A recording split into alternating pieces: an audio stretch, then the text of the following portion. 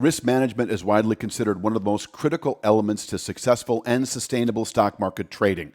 It is what separates the professionals from the amateurs.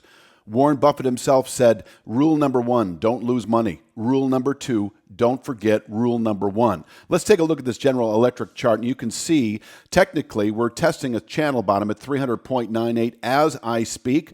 Solid support here. If we close below it, sure, we've got a sell signal into the 240s and climbing over the next 1 to 2 months. But until then, this is bottom picking territory. There's precedent for upward rotation over the next couple of months into the 350s and climbing where we would take profits. So buying 301 roughly, where do you place your stop? Worst case, a 2% trading equity stop loss. That's going to be different for everybody.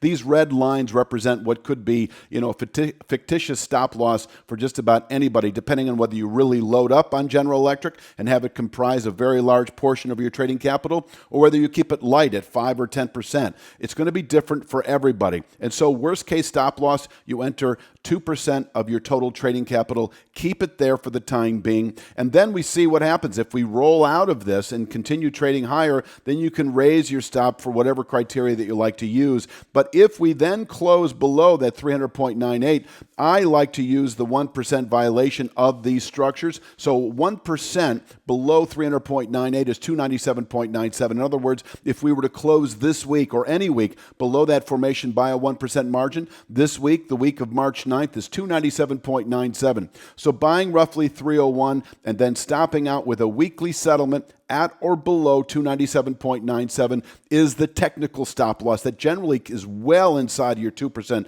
trading capital. There you have it, another strategy for risk management.